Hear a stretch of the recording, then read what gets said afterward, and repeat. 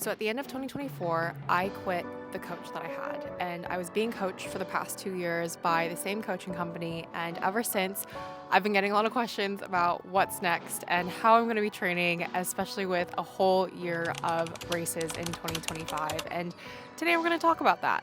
But before we get started and jump into that, I just wanted to say welcome back to the YouTube channel. This is year 2 of being on YouTube and posting once a week about my running and just kind of my life here in London. But I've got some big goals and we've made a lot of changes at the beginning of this year. And so I want to talk about that all in detail in today's video. So I think one of the biggest questions that I've been asked is why I would leave coaching after being coached for 2 years. Number one, financial reasons. I'm a full-time MBA student again and about to start her second semester, and times are tough. And my coaching company specifically has chosen to increase in price, which kind of was like the nail in the coffin for me to helping me make that decision. Secondly, I plateaued all of 2024. And look, I get that runners plateau in their training, but I think something that was really evident for me was that it didn't really make sense for me that I would hit paces in training and then I wouldn't be able to execute or get into that pace at all on race day.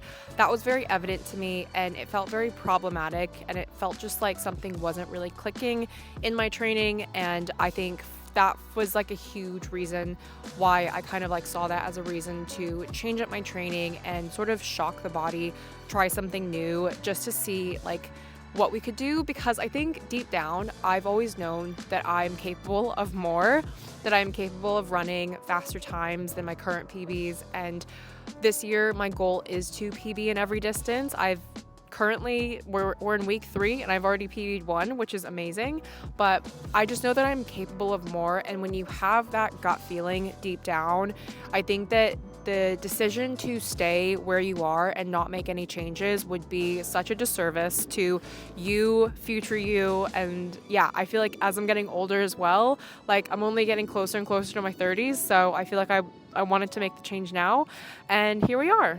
Another thing that has really kind of contributed to this decision as well is that I've been doing a running coach certification course for some time now, for probably the past 6 months. I've not been super great about being very consistent with it, but I think with the new year, I really want to build more consistency, and I think I've got a lot of momentum, especially going back to classes. And I've been learning a lot from that running course, and I know that it's like so situational. Like some people choose to self-coach, some people don't.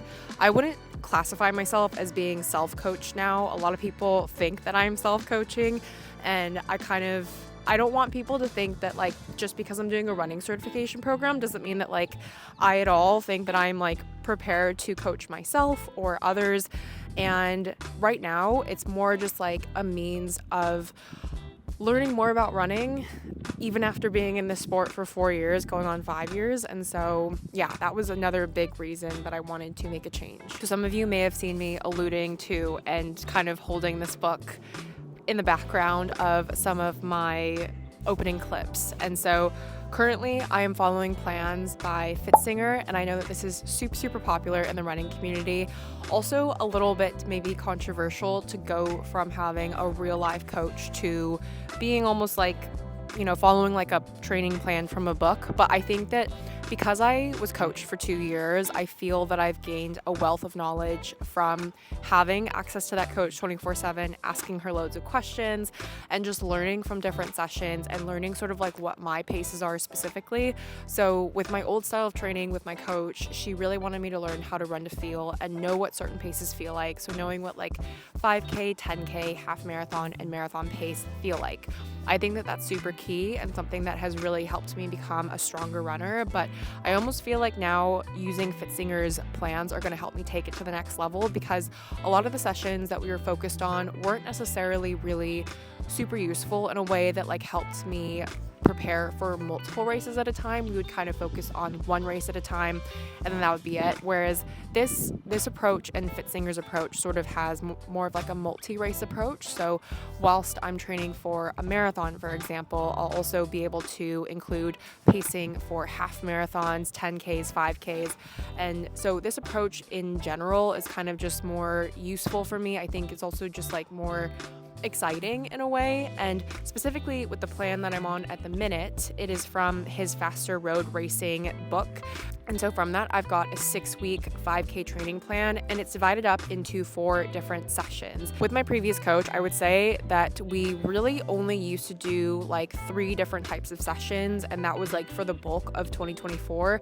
And it really came down to easy running, interval training, so like focusing on shorter distance pacing at the track, as well as long runs, but specifically doing like really short increments of marathon pace in that long run. This will be a different approach because Pfitzinger has it broken down into 4 different types of sessions. So I've just had my first week of training for my 5K training, and I'm now into week 2.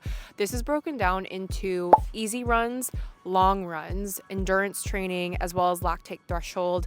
And I think you could probably add a 5th one in there technically with like interval training and like reps. And with his book as well, you can kind of find exactly what range your pacing should be between, which I think specifically is like really, really helpful for me. So even looking at like my plan from last week, like Tuesday, I had a 6-mile run with some 100-meter strides at the end. And then the next day I had a 6-mile endurance run. And whilst these may look on paper very similar, an endurance run is very different to an easy run, because with an easy run, I'm focusing on staying slower than 9-minute miling. And then an endurance run is kind of like getting close to marathon pace almost, but not quite hitting marathon pace. I'm still working it out. I think I teetered that line a little bit too close, but it's really interesting because I think for me, now knowing like exactly what range I should be aiming to be between is really helpful. Whereas before, I would say that only like 25% of my sessions had really like a targeted aim.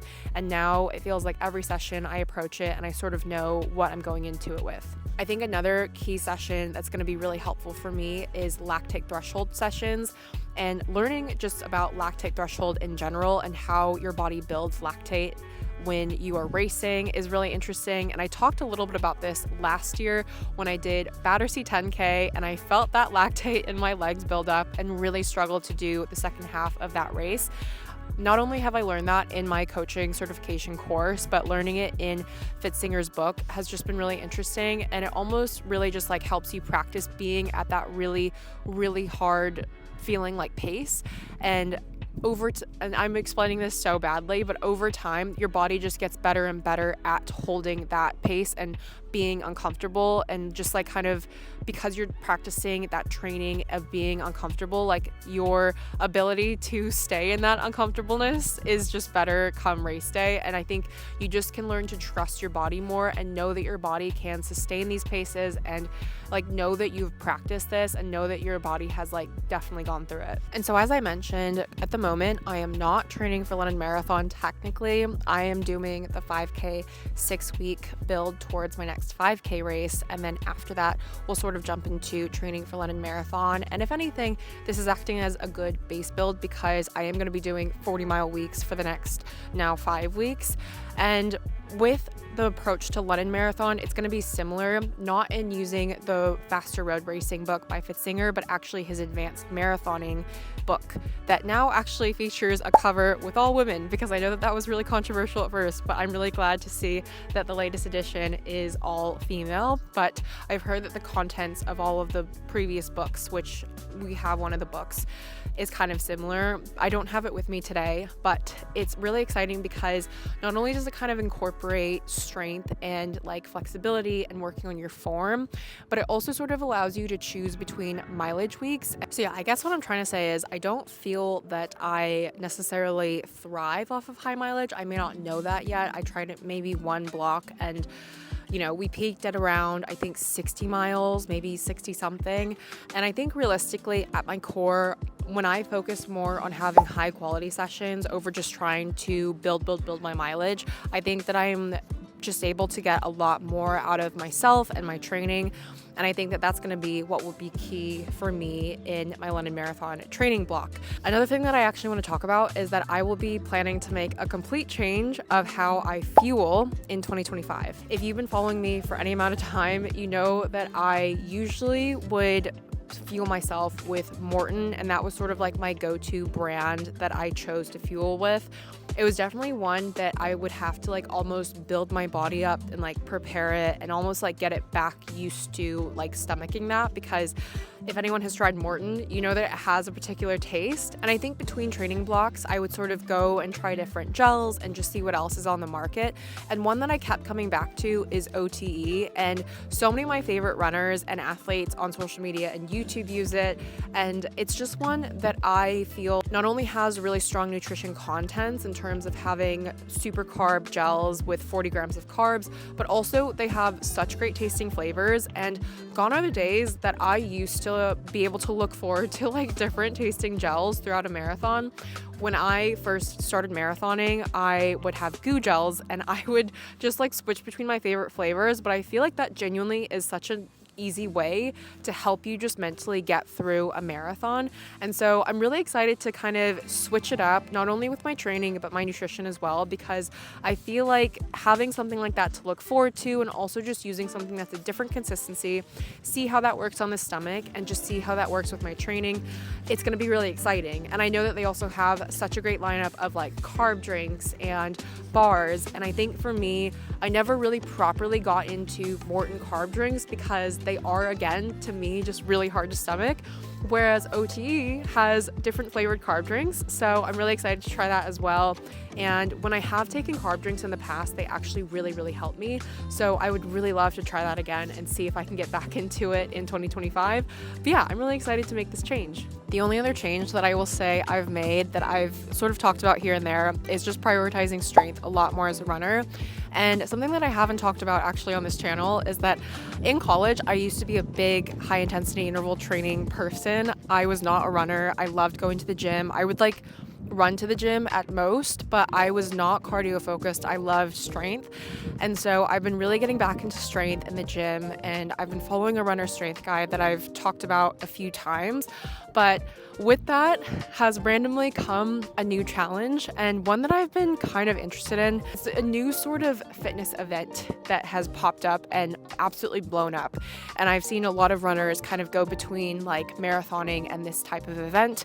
I've always personally been a little bit intrigued by it. I haven't really jumped at it, but when the opportunity came up, which I did get an opportunity with a brand, I couldn't say no. And so there will be something that I'll talk about more in another video, I think, and sort of share more about like, I guess, how it's come about and realistically like how this will all feed into my training, especially right now for a 5K. But I'll share more on that soon. But overall, I have really been enjoying just prioritizing strength more as a runner. And when I say I genuinely question like whether or not that made a huge difference, like I think for me it really said a lot when I finally was able to crack that 15-month period where I couldn't PB and actually PB, and having done so much of the runner strength program and really committing myself to going to the gym 3 times a week, I think has made such a big difference. And so I'm really excited to keep that up and just keep prioritizing strength in 2025.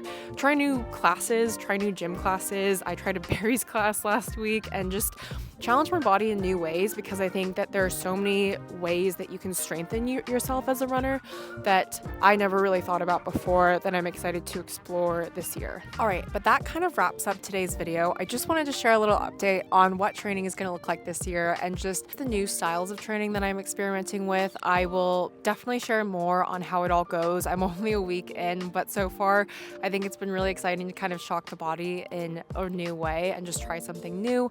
But yeah, in terms of racing, I have a 5K race coming up, and then I will be actually doing a half marathon in March as a tune-up for London Marathon, which I will be doing a whole series on, so make sure that you're subscribed to the YouTube channel to tune into that, because I know that you guys loved the series for Chicago and London last year. But if you like this video, make sure to give it a big thumbs up and comment below what sort of content and videos you'd like to see from me this year. And make sure to subscribe, because I come out with a new video every single week at 10 a.m. GMT on a Friday typically. But last week I was too excited and had to share that race day video with you guys literally ASAP. And I hope that you really enjoy that. It was a really great day out and a really great experience. But I'm excited to give the 5K another crack in a month's time. So stay tuned for that. And I will see you in the next video. Bye.